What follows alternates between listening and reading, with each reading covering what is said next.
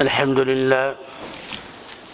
لله نحمده ونستعينه ونستغفره ونؤمن به ونتوكل عليه ونعوذ بالله من شرور أنفسنا ومن سيئات أعمالنا من يهده الله فلا مضل له ومن يضلله فلا هادي له ونشهد أن لا إله إلا الله وحده لا شريك له ونشهد أن سيدنا ونبينا ومولانا محمدا عبده ورسوله صلى الله تعالى عليه وعلى آله وأصحابه وبارك وسلم تسليما كثيرا كثيرا. أما بعد فأعوذ بالله من الشيطان الرجيم. بسم الله الرحمن الرحيم. يا أيها الذين آمنوا اتقوا الله ولتنظر نفس ما قدمت لغد واتقوا الله إن الله خبير بما تعملون. وقال النبي صلى الله تعالى عليه وسلم اتق المحارم تكن أعبد الناس أو كما قال عليه الصلاة والسلام. صدق الله وصدق رسوله النبي الحبيب الكريم ونحن على ذلك لمن الشاهدين والشاكرين والحمد لله رب العالمين. بزرگان محترم، عزیزان مکرم، مخلص دوستوں اور گھروں میں سننے والی ماں اور بہنیں، السلام علیکم ورحمۃ اللہ وبرکاتہ. آپ لوگ ادھر آ جاؤ یہاں سامنے. بزرگان محترم، عزیزان مکرم، رمضان کا مہینہ شروع ہوا تھا اور بڑی تیزی کے ساتھ گزر رہا ہے اور اس کے چند دن باقی ہیں. رمضان شروع ہوا تھا، ہم نے بدھ کے روز سے شروع ہوا تھا اور 2 روز کے بعد ہمارا جمعہ آیا تھا. اب یہ اس رمضان کا آخری جمعہ ہے. تو زندگی بڑی تیزی کے ساتھ بڑی فاسٹ ہماری گزر رہی ہے. یہ مبارک ایام چند دن رہ گئے. میں نے سوچا کہ آج کی اس مبارک مجلس کے اندر ایک جو آیت میں نے تلاوت کی ہے اس کے متعلق بھی کچھ باتیں بیان کی جائے اور روزے جو ہے اس کا تقوی کے ساتھ کیا جوڑ ہے، کیونکہ یہ پورا مہینہ اللہ تعالیٰ نے مشق کے لیے، ٹریننگ کے لیے دیا ہے، تقوی کو سیکھنے کے لیے. تو ہم نے کچھ سیکھا بھی نہیں، یہ آیا اور گزر گیا ہمارے اوپر سے. کتنے رمضان آئے اور گزر گئے، ہم نے اس سے کچھ سبق بھی لیا کہ نہیں؟ یہ 2 باتیں انشاءاللہ تعالیٰ ذکر کرنا ہے. اللہ سبحانہ و تعالیٰ فرماتے ہیں، سورہ حشر کی آیت ہے کہ یا ایھا الذین آمنوا اتقوا اللہ، اے ایمان والو اللہ سے ڈرو. اللہ ڈراتا بھی ہے، اس کے ڈرانے میں بھی شفقت ہے. ابھی 2-3 دن پہلے میں نے یہاں اثر کے بعد کہا تھا نا کہ اللہ تعالیٰ کا خوف اور تقوی اتنا پیدا ہو جائے کہ ما بین یحول و بین معصیتک، کہ اللہ اور معصیت کے درمیان جو گناہ ہے اس پر آدمی اسٹاپ کر دے. اتنا اللہ کا ڈر پیدا ہو جائے کہ جہاں آدمی چلے اور جہاں اللہ کی نافرمانی ہوتی ہے وہاں رک جائے. اگر اتنا تقوی حاصل ہو گیا تو اس کو کمال درجے کا تقوی حاصل ہو گیا. بس اللہ یہی ٹریننگ کرنے کے لیے ہم کو رمضان کا مہینہ دیا تھا. یا ایھا الذین آمنوا کتب علیکم الصیام، اے ایمان والو ہم نے تم پر روزے فرض کی ہے. کما کتب علی الذین من قبلکم، جیسا تم سے پہلے اگلی امتوں پر فرض کیا تھے. لعلکم تتقون، تاکہ تمہارے اندر تقوی آ جائے. یہ آیت میں بھی اللہ فرماتے ہیں، یا سورہ حشر کی جو آیت میں نے تلاوت کی، یا ایھا الذین آمنوا اتقوا اللہ، اے ایمان والو اللہ سے ڈرو. وَلْتَنْظُرْ نَفْسٌ مَا قَدَّمَتْ لِغَدٍ، اور ذرا غور و فکر کر لو، سوچ لو، دیکھ لو کہ کل کے لیے تم نے کیا بھیجا ہے آگے. میرے والد صاحب رحمۃ اللہ علیہ کے پاس جب بھی یہ آیت میں پڑھتا تھا ان کے آنسو نہیں رکتے تھے۔ پھر اللہ دوبارہ فرماتا ہے واتقوا اللہ، حالانکہ ایک مرتبہ آ گیا، پھر کہتا ہے واتقوا اللہ، اللہ سے ڈرو، ان اللہ خبیر بما تعملون، جو تم عمل کرتے ہو اللہ اس سے باخبر ہے، اللہ کو سب معلوم ہے۔ مفسرین نے لکھا ہے کہ پہلا یا ایھا الذین آمنوا اتقوا اللہ، پہلا جو کہا اے ایمان والو اللہ سے ڈرو، پہلا اتقوا اللہ سے مراد جو ہے مفسرین نے فرمایا کہ پہلے تقوی سے مراد اللہ کی اطاعت کرو، اس کی فرما برداری کرو، اس کے فرائض کو ادا کرو، اللہ نے جو حقوق تمہارے اوپر عائد کیے ہیں اس کو پورا کرو۔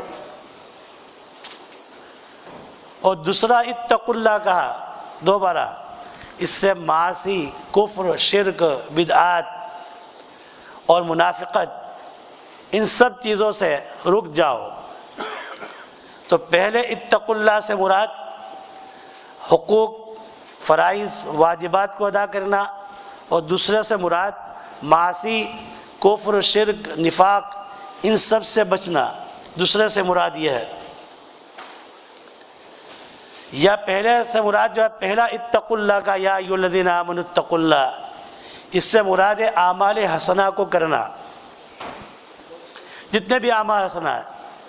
اور دوسرا واتقوا اللہ سے مراد ذرا دیکھ بھی لو کہ جو اعمال ہم کر رہے ہیں یہ صحیح بھی عمل ہے کہ نہیں ہے، اس کو اللہ نے جیسا بتایا تھا، اللہ کے رسول نے جس طرح کے بتایا تھا اس طریقے سے ادا کر رہے ہو یا اپنی من کی مرضی سے ادا کر رہے ہو۔ مثلا ایک عمل آدمی بہت اچھا کرتا ہے لیکن اس میں ریاکاری شامل کر دیتا ہے، شہرت چاہتا ہے، نام و نمود چاہتا ہے، عمل تو بہت اچھا کیا لیکن نام و نمود کیا تو یہ کھوٹا سکہ ہو گیا، یہ اللہ کے یہاں قبول۔ حدیث ہے بہت مشہور، ابو ہریرہ رضی اللہ تعالیٰ کی بہت مشہور حدیث ہے، مختصر اس کو ذکر کریں گے۔ ابو ہریرہ رضی اللہ سے ایک صاحب نے کہا مجھے ایک ایسی حدیث بیان کی ہے جس میں آپ اور اللہ کے رسول کے سوا کوئی نہ ہو، ایسی حدیث آپ نے سنی ہے؟ تو انہوں نے کہا بہت سی مرتبہ ایسا موقع ملا، کیونکہ ایک حدیث سنا دو۔ تو ابو ہریرہ رضی اللہ حدیث سنانے کے لیے بیٹھے، اور جب ان کے زبان پر یہ آیا قال قال رسول اللہ صلی اللہ علیہ وسلم، یہ زبان پر آیا، کپ کپی بدن پر آ گئی، اور بےہوشی طاری ہو گئی اور بے ہوش ہو گئی۔ پھر تھوڑی دیر کے بعد ہوش آیا تو وہ صاحب نے کہا پھر وہ حدیث سنائی ہے۔ پھر جب اتنا نے کہا سمیعت رسول اللہ صلی اللہ علیہ وسلم، میں نے رسول اللہ ساتھ یہ اتنا لفظ کہا تھا، پھر بے ہوش ہو گیا۔ ایسا 3 مرتبہ ہوا۔ پھر تیسری مرتبہ کے بعد آپ نے فرمایا کہ میں نے رسول اللہ صلی اللہ علیہ وسلم کہ قیامت کے دن ایک عالم کو بلایا جائے گا، قاری قرآن کو بلایا جائے گا، اللہ کہے گا میں نے دنیا میں زندگی دی تھی، تجھے علم دیا، تو نے کیا کیا؟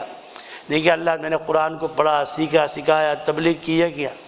ان کو اس لیے کیا تھا کہ لوگ بڑے علامہ کہے، بڑے مولانا کہے، میرے لیے نہیں کیا تھا۔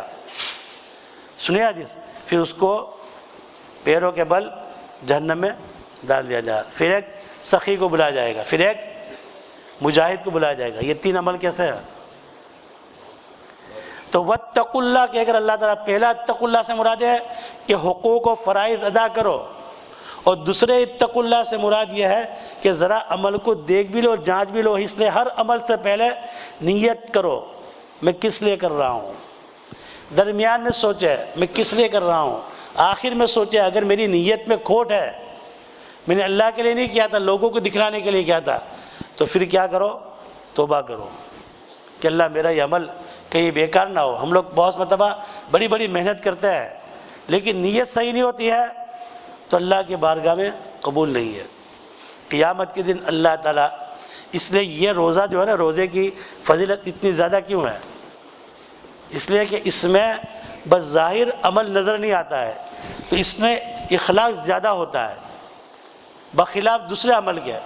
مثلا بھی ہم نماز پڑھیں گے تو کوئی بھی دیکھے گا حرکت کرتے ہوئے نا، یہاں ہاتھ باندھے کر رہا ہے تو معلوم ہوا کہ کوئی عمل کر رہا ہے نا، کرنے کا نام ہے نماز۔ آپ زکوٰۃ دیتے ہیں، آپ بہت چھپا کر کسی کو دیں، کسی کو پتہ نہ چلے، لیکن جس کو دیا اس کو تو پتہ ہے نا کہ میری مدد کی ہے۔ حج تو ہزاروں لاکھوں آدمی کے سامنے کرنا ہے، لیکن روزہ ایک ایسا ہے کہ اس میں نہ کرنے کا نام ہے۔ صبح صادق سے کھانا چھوڑ دو، پینا چھوڑ دو، میاں بیوی کے تعلق چھوڑ دو نیت کے ساتھ۔ ابھی یہ سب بیٹھے ہوئے اگر میں یہ کہوں کہ بھائی آپ کو پتہ ہے میرا روزہ ہے کہ نہیں ہے، میری پیشانی پر لکھا ہے، میرے پاس کوئی علامت ہے نہیں ہے، تو آپ سمجھیں گے کہ بھائی ہم نے روزہ رکھا ہے تو مولوی صاحب نے بھی روزہ رکھا۔ کتنے بھائی اس میں ہو سکتا ہے بیمار بھی ہو، جن کو روزہ رکھ نہیں سکتے، ایسی طاقت نہیں ہے، لیکن ہم سب کو یہ سمجھیں کہ روزے دار ہیں،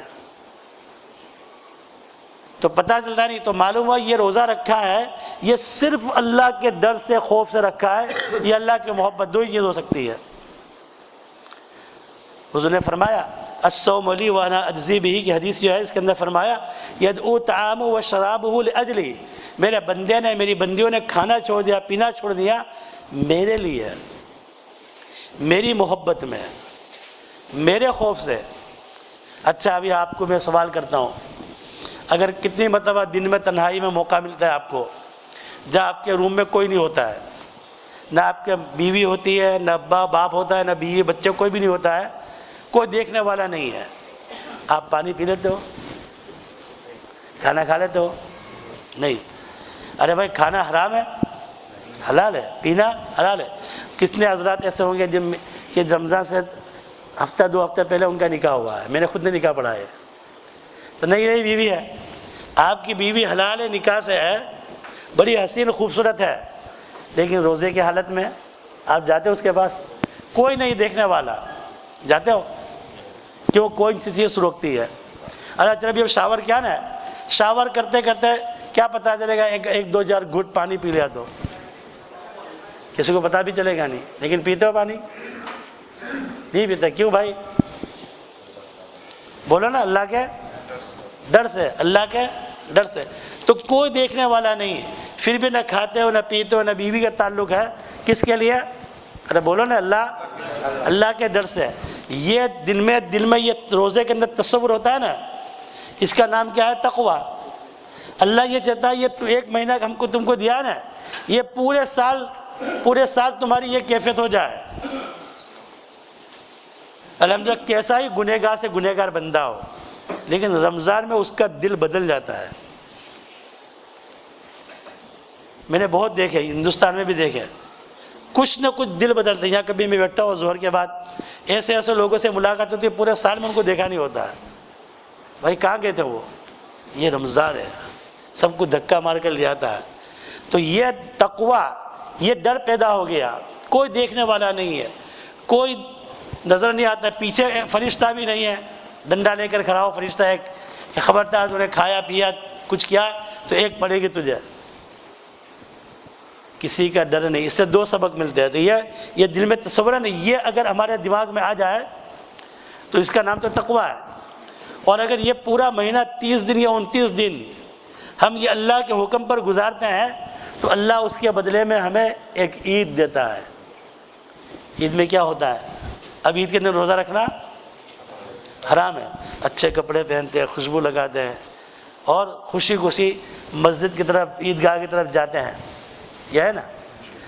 سنیے آگے توجہ رکھتا ہوں گا، اگر پوری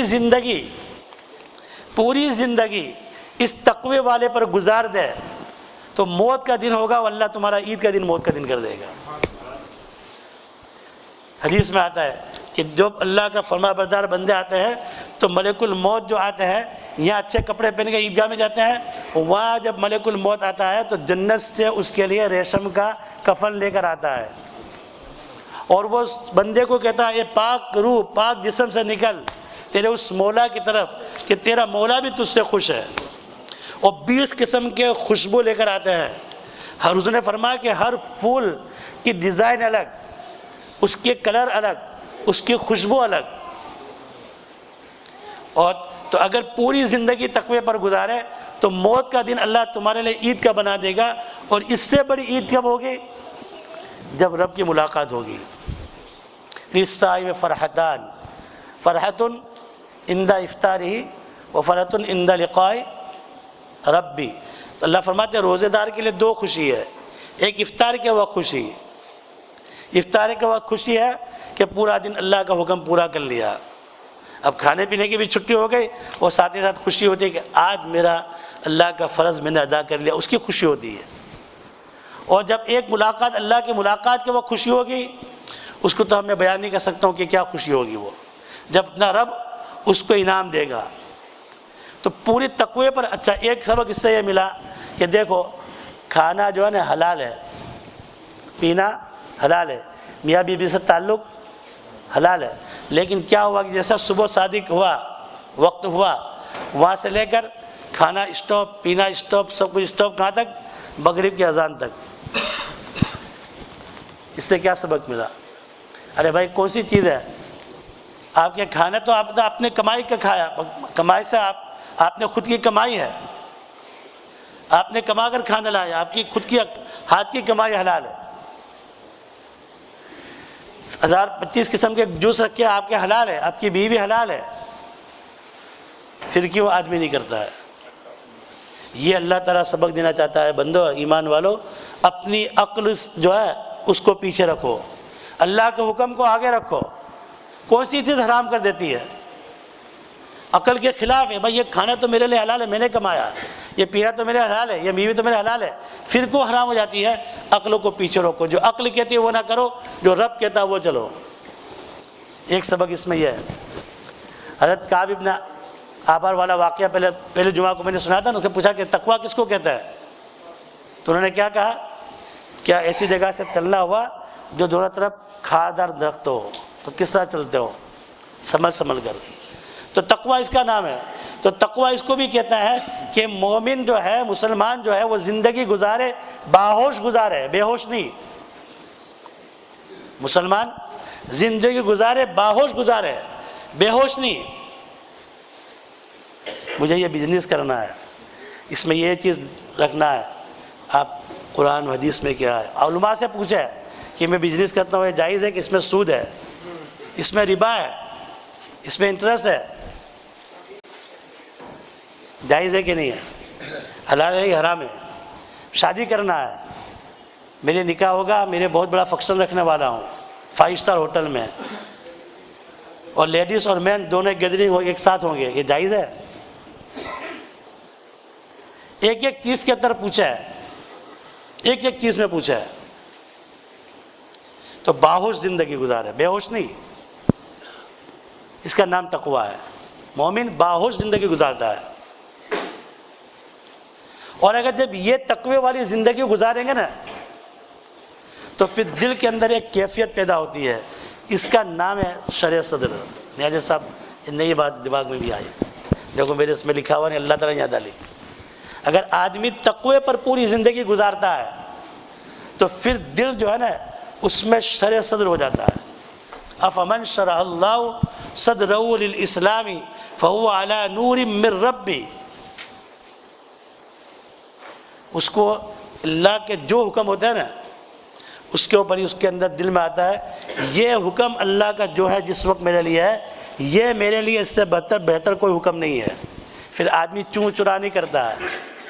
شرع صدر کا مطلب اگر مختصر سمجھا، مرضی تیری جسے ہر وقت پیش نظر ہو، مرضی تیری ہر وقت جسے پیش نظر ہو، اس کی زباں پر اگر ہے نہ مگر ہے۔ پھر آدمی بھائی سود حرام ہے، انٹرسٹ حرام ہے، بھائی حرام کیوں ہے؟ اس سے بھی نفع ملتا ہے، بزنس کا تو نفع ملتا ہے۔ آدمی بتا مان لے گا کہ قرآن نے کہا نا، قرآن نے کہا وَحَلَّ اللَّهُ الْبَيْعَ وَحَرَّمَ الرِّبَا، تو انکار تو نہیں کر سکتا ہے مومن۔ اتنا گئے گزارے ہے کہ ان کا جو انکار کر دے کہ سود میں اور بزنس میں کیا فرق ہے، جو ایسا کہہ دے زبان سے تو کافر ہو گیا وہ۔ اور اللہ فرماتے سودی لین دین کاروبار کے ساتھ اللہ اس کو رسول کے ساتھ اعلان جنگ ہے۔ یا ایھا الذین آمنوا اتقوا اللہ وذروا ما بقی من الربا ان کنتم مؤمنین فإن لم تفعلوا فأذنوا بحرب من اللہ ورسولہ۔ لیکن سمجھ میں نہیں آتے، عقل میں نہیں آتا ہے، اس لیے سوال کرتے ہیں۔ ہم کو پوچھتے ہیں اس لیے کہ مولوی صاحب کیا دہان ہے، تو بس مولانا منور نے کہا تھا جائز ہے۔ بھائی تمہیں جہنم میں جانا جاؤ، ہماری گردن پر بندوق رکھ کر کیوں جاتے ہو؟ ہم کو پل کیوں بناتے ہو؟ جو گندا ہے وہ گندگی ہے۔ کوئی پاخانہ کو زمزم سے واش کرے تو پاک ہو جائے گا؟ ناپاک ہے وہ ناپاکی ہے، وہ کیسے پاک ہو سکتا ہے؟ اب یوں تو ایسا ویسا یوں کر کر ہم گلیاں نکالتے رہتے ہیں، تعویلیں کرتے ہیں۔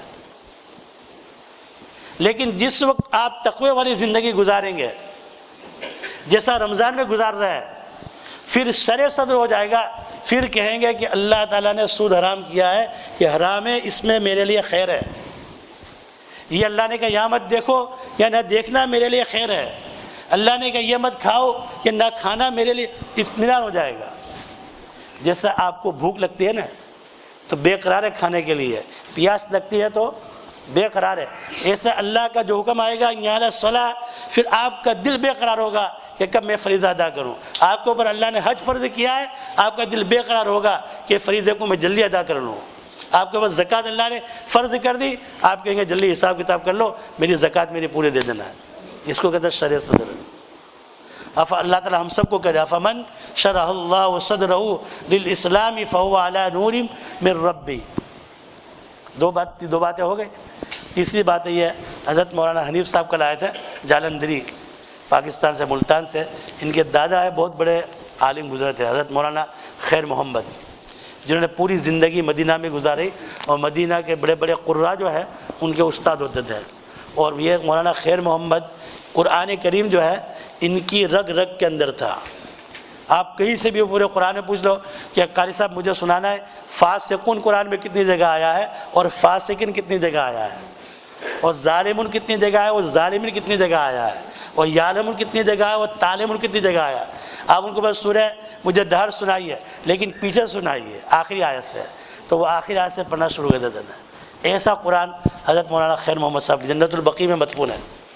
تو ان کا ایک جملہ سنا رہے تھے کل مولانا حنیف صاحب، مجھے بہت پسند آیا۔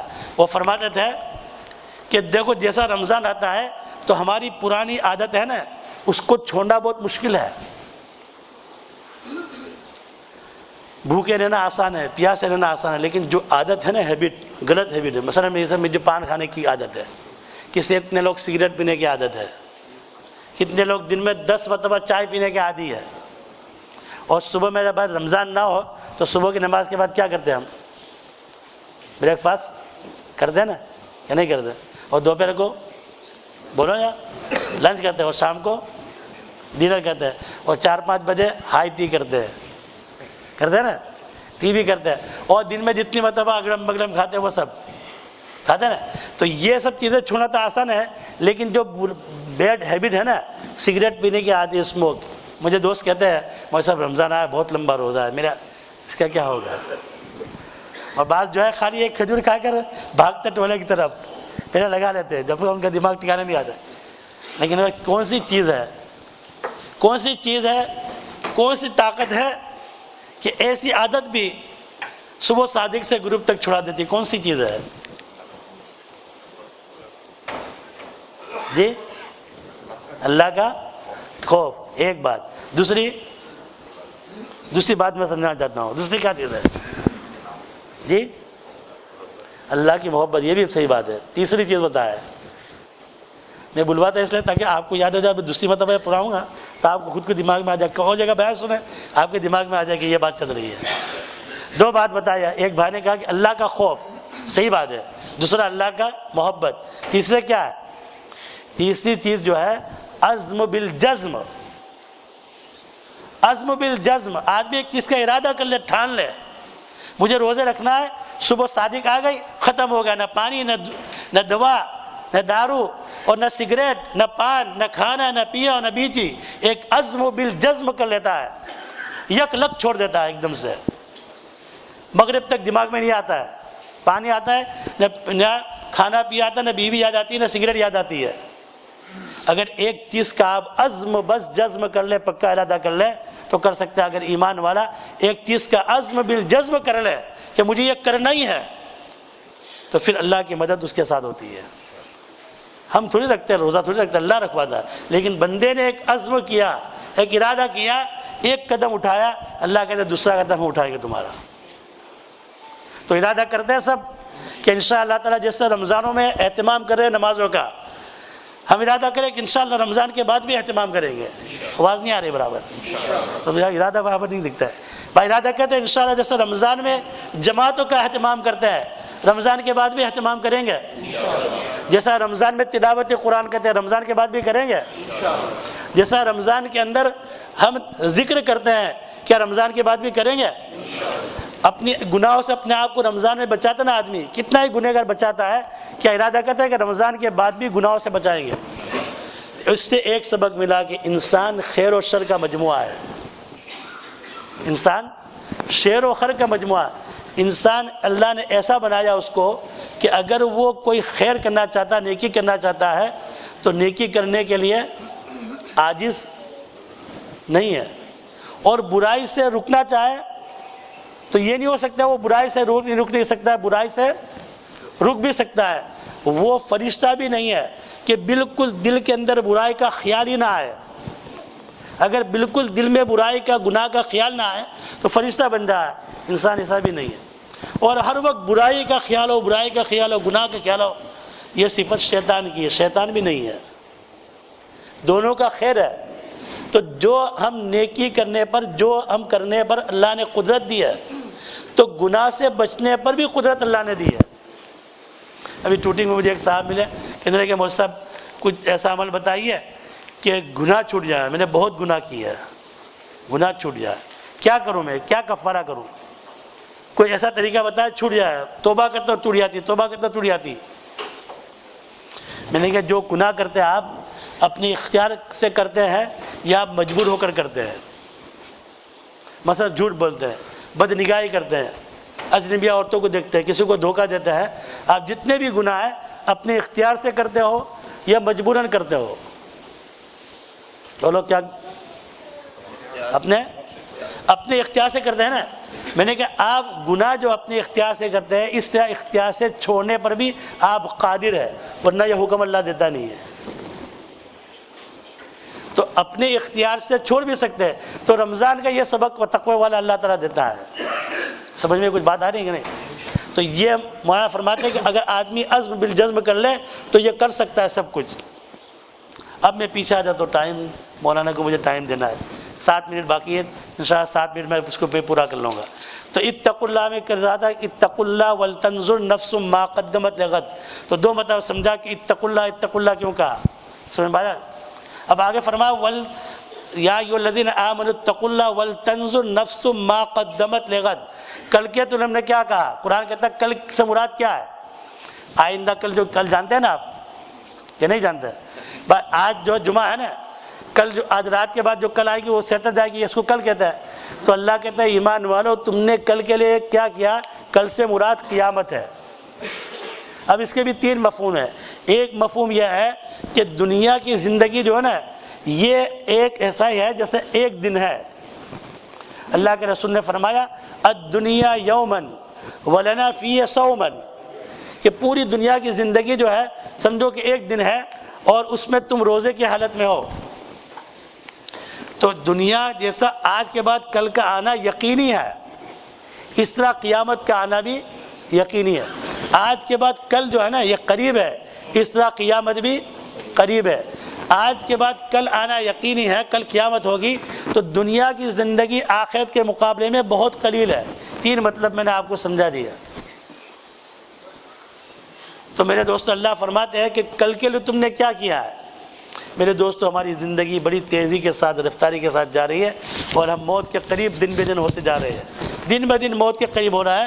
اب ہمیں یہ آج کے مبارک دن کے اندر یہ ہمیں غور کرنا، یہ جو جمعۃ الوداع اس کو کہتا ہے، ایک دن یہ جمعہ تو آتے رہیں گے زندگی میں، ہمارا ودا ہو جائے گا، ہم دنیا سے چلے جائیں گے۔